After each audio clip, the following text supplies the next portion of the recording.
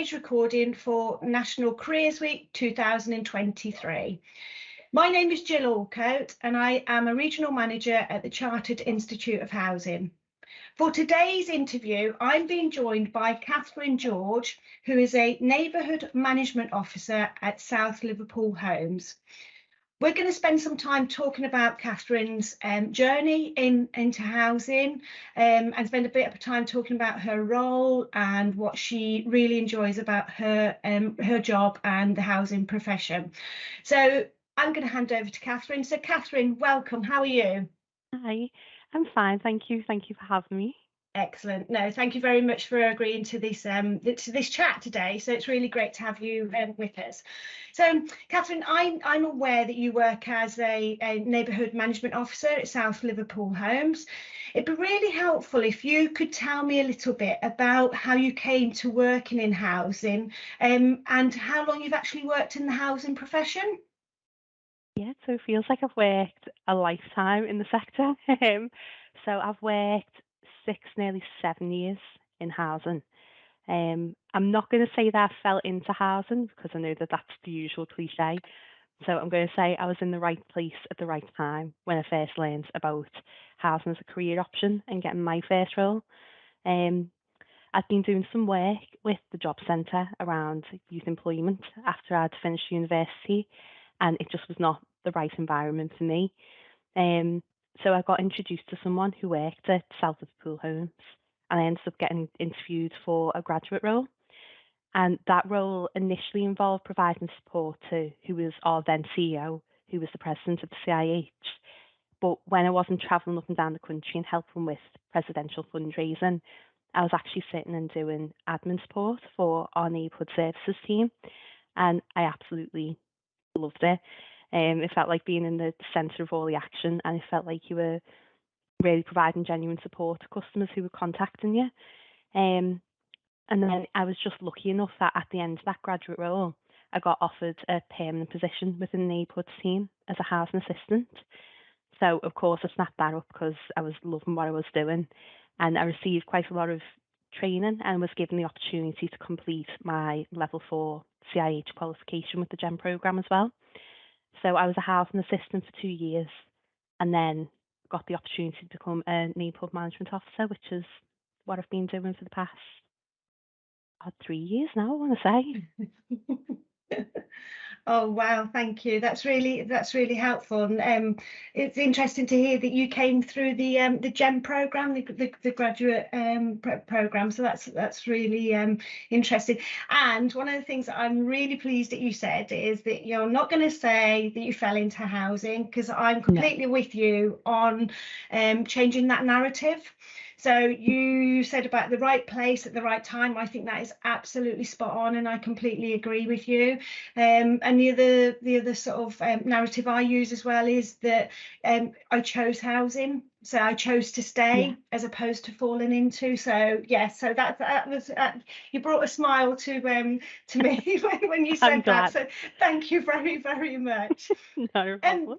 That was a really helpful sort of understanding how you came into the sector. So could you go on to tell us a little bit more then in detail about your job and the types of responsibilities that involves within your role, and also tell us a bit about your employer, South Liverpool Homes? Yeah, so South Liverpool Homes, it's a housing association that operates predominantly in the Speaking Garston area of Liverpool, so the south of the city, as you might guess by the name. We've got roughly around 3,800 homes, so we're on the smaller side. I manage roughly 600 properties across 2 neighbourhoods in Speak. We're heavily involved in the community as well, and we do quite a bit with regards to community investment. So just for an example, we've got Grow Speak, which is a community garden space. We've got the Marketplace, which is a volunteer-run community shop. And that offers food and household goods to customers who need them. And the neighbourhood services team are often involved in community initiatives. Off the top of my head, we've got Skip Fest. So that's an annual scheme that we run to fund skips to prevent fly tipping and to promote internal services. And we often work alongside other agencies such as Liverpool City Council, sometimes the police, sometimes fire service. So we are very community based, and I think that's what I love the most about working for SLH. Regarding being a neighbourhood management officer, we kind of do everything. So we're often the first point of call for tenants who are contacting the office.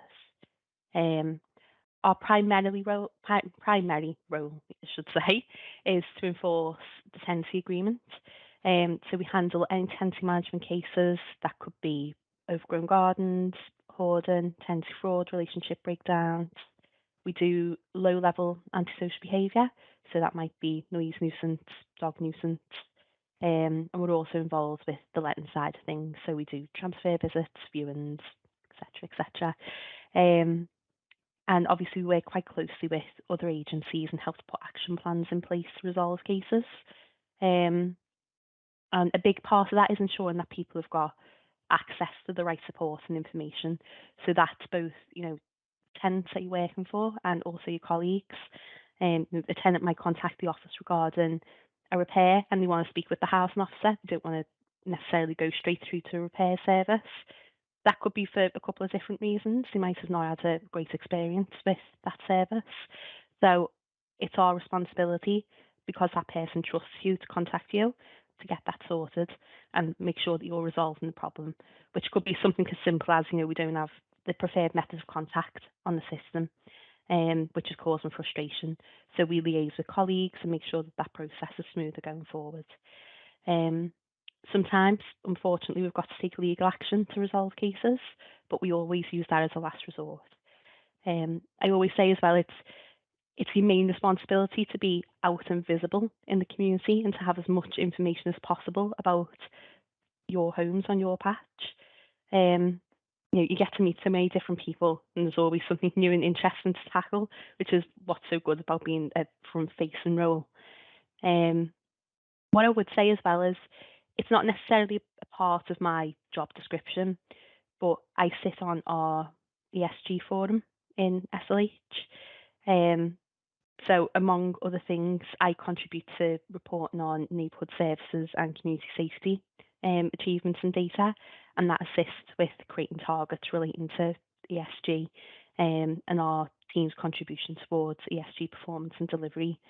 And because we're a smaller organisation, there is that opportunity to get involved with different things.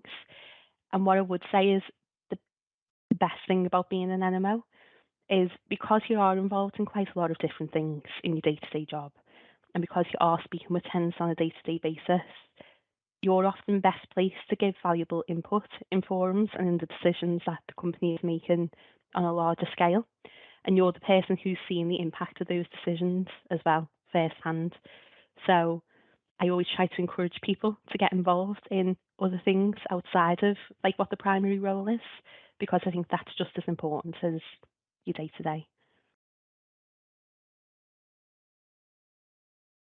Catherine, that was brilliant. Thank you. That's I've been scribbling notes, as you've probably seen, as we've been talking, and I've got so many thoughts sort of going around in my head about what you've talked about. So some of the things just to sort of pick up on, which have been really helpful for you to outline in more detail. A lot of what you've talked about, we're going to lead on to the next question to sort of talk a bit more about sort of behaviours and values and knowledge and so on. But so much of what you talked about, and the terminology that you've used, and about sort of trust, about customer service, about being inclusive and about being open, form part. CIH has got our 7 professional standards that were introduced. Those standards are the characteristics that underpin any housing professional who works within the sector, irrespective of the role that they do. And what you've just talked about clearly demonstrates that all of our roles have those elements around those professional standards, around sort of leadership and inclusion, about being open, about being trusted, about being honest, and and also about sort of, you know, the partnership working and decision making, and how the things that you do within your role and within your team then have that much wider impact and involvement with the business and the sector more widely. So thank you. That was a really helpful, you know, even that question on its own, without all of the other questions, you know, has given such a great insight into the diversity of your role, the diversity of the organisation, and the areas that South Liverpool Homes, you know, works within in terms of sort of the things that you get involved in within the community, and so on, the different projects and initiatives. So thank you, that was fantastic. So just picking up then on some of those things that you sort of talked about, could you just tell us a little bit about, in your mind, what sort of knowledge, skills and behaviours do you think are important for working in a role like yours? And then I know that you talked earlier about having done the CIH level 4 qualification as part of the GEM programme. Could you tell us a bit more about that qualification and why you feel that it's important to do a CIH qualification? I think you've picked up on quite a lot of what the important skills or behaviour traits are, not just for a neighbourhood management role, but any role within the sector. You know, openness and honesty are the top ones. You know, good listening skills and empathy are important as well. You should always be person focused and inclusive whenever you're dealing with a case. And you can't treat those things as buzzwords or tick boxes either, because people pick up on that, and people know when you're not genuinely interacting with them on, you know, an even level. And again, you know, it's obvious to say no two people are the same, so you can't treat two cases the same. We're seeing an increase in tenants who present with mental health problems. We're seeing an increase in customers who have things like ADHD and autism diagnosis, especially after the pandemic. And our communities have become a lot more diverse. And that's why it is so important to listen to people, because they know themselves best and they know what they want best. You can't impose what you think or feel onto that person. And the truth is, you're not always going to have the answers either. But it is your responsibility to make sure that you are wider in your perspectives and you challenge any biases to help resolve a case or refer people to the right agencies. You know, you can't be a superhero, if you like. That's not really what you're there for. Keeping up to date as well with what's happening in the sector is vital, because then you're able to provide the correct information and run an effective service. And like you say, it's important to be honest. Honest about what type of service you're able to offer, the type of outcomes you're able to deliver. Important to be honest about mistakes that are made as well. People don't want you to try and cover it up. People want to know, well, yeah, this is what's gone wrong and this is how we're going to fix it. And people respect that a lot more, and people will trust you a lot more as well if you're open and honest with them. Probably on a practical level as well, you know, having good conflict resolution skills and not shying away from difficult conversations, they're really important. Yeah, obviously I've got a level 4 CIH qualification. So I completed mine with the GEM programme as Talent In-House, it was called. So although the GEM programme, it is a graduate programme, the Talent In-House side of things allows people who are already working in the sector, and you might have worked, you know, for a couple of years in your role, it gives you that chance to get involved. So I was able to visit housing associations, different organisations actually throughout the UK and Ireland, learn about how housing policy operates throughout the country, learn best practice, and make some fantastic connections as well. But all of those things helped me within my role, because I was able to then bring fresh perspectives back. And it also gave me a more holistic understanding as well as SLH as a business and the housing sector as a whole. Obviously, I've been in kind of one type of service area for the entire time I've worked in the sector, which, you know, isn't a bad thing. But getting involved with a CIH qualification meant that I was able to meet with each team and colleagues at all levels as well for the assignments I was completing. So, and teams and people that are maybe necessarily wouldn't have otherwise had the opportunity to spend time with, like the finance team. I've got a bit of a phobia of numbers, so it was interesting sitting down with them and looking over accounts and seeing how various different things work. Um, and for me as well, getting that qualification, it was a dedication to me and also to tenants in the business to a certain level of professionalism. So obviously it's helped me to upskill, it's helped me to progress in my role because I was a housing assistant when I did the qualification. Now I'm a neighbourhood management officer. And it also gave me the confidence as well to get involved in things outside of like my little role. So obviously, I'm sitting on the ESG forum. I applied for a position with CIH Futures for their board and, got onto there. So really, I'd recommend anyone do a qualification or get involved in something to do with the CIH because it is going to have those wider benefits um, for you as a whole. Lovely, thanks, Catherine. I mean, again, a really detailed response and sort of picking up on so many aspects. So that was really helpful. Great to sort of hear and expand upon, those those values and behaviours that you've talked about, and some really great examples, sort of within the workplace of how those are applied. So thank you very much for that.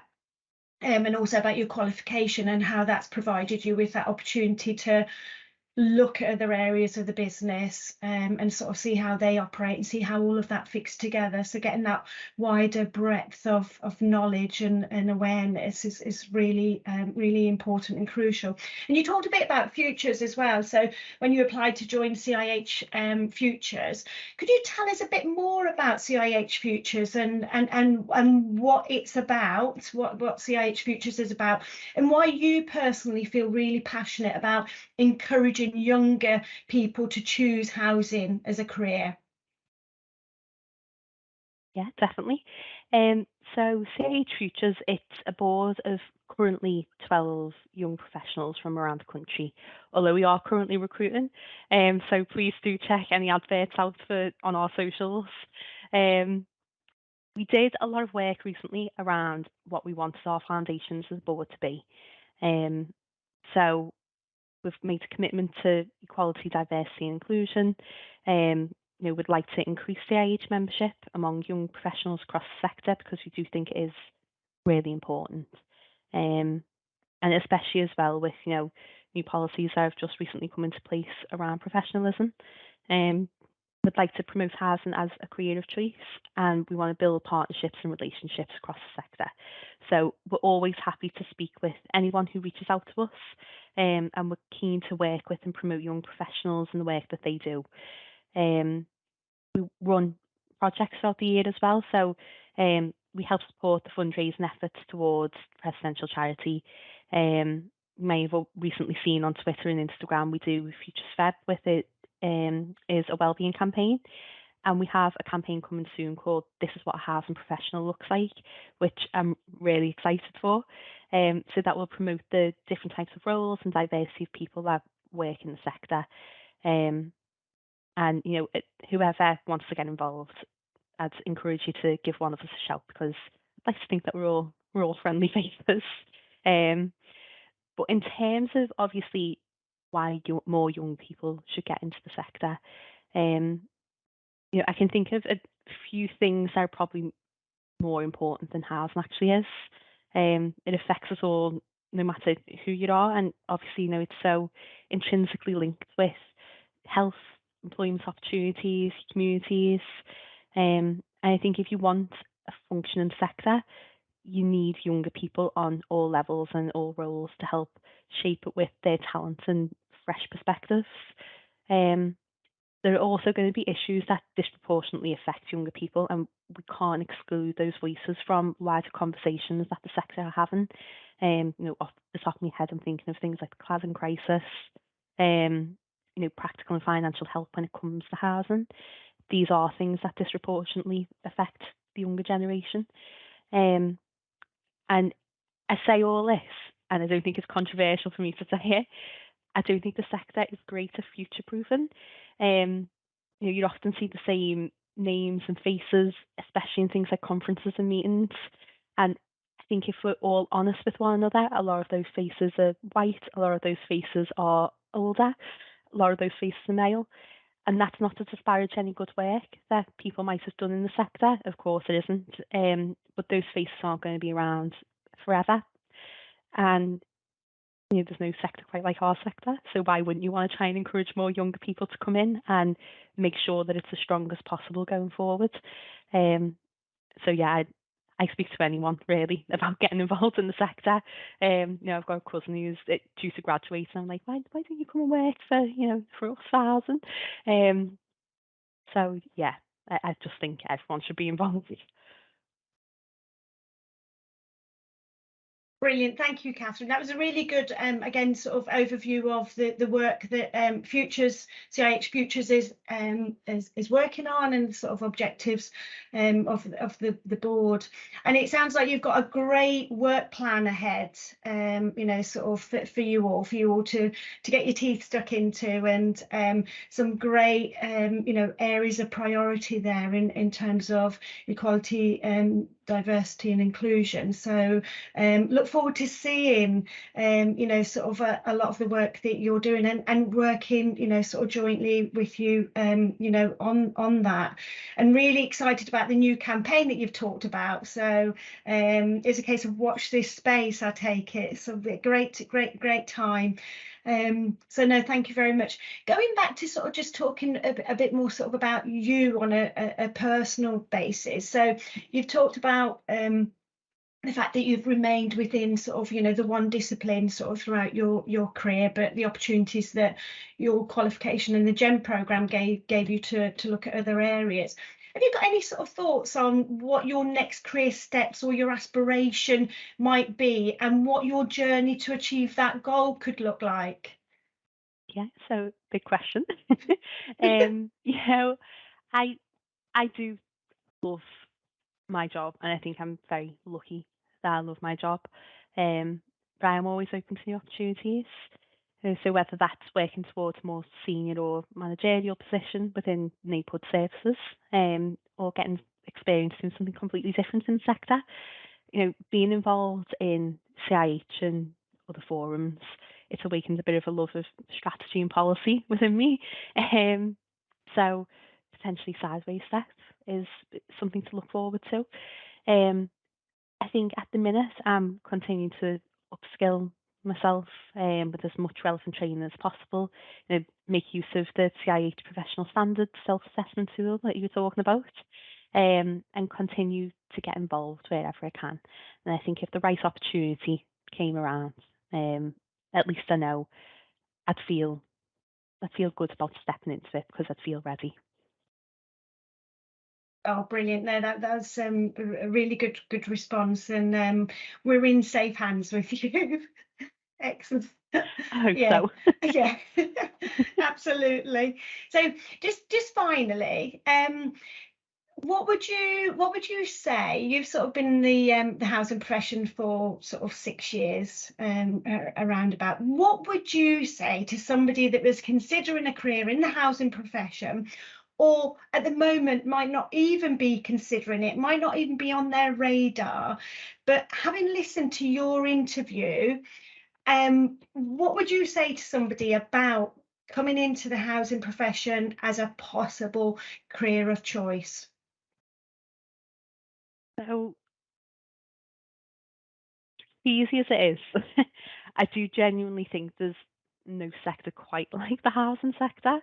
You'll be amazed at the amount of roles available, the different areas the sector actually covers. It's not just social housing, it's private renting, you've got development. There truly is just a wealth of opportunity out there. And I think as well, if you're looking for a job that's got social conscience, if you're looking to make a difference, whether that's in your local communities or nationally, or both, often the two things do go hand in hand. The housing sector is quite literally the place to be. Yeah, I just think I think we need to get better, maybe, about promoting ourselves as a sector of choice. I'm sure there's plenty of ways that we can do that. But hopefully, you know, especially with the big push in the news at the moment around housing, and you know, a lot of things have gone wrong over the years.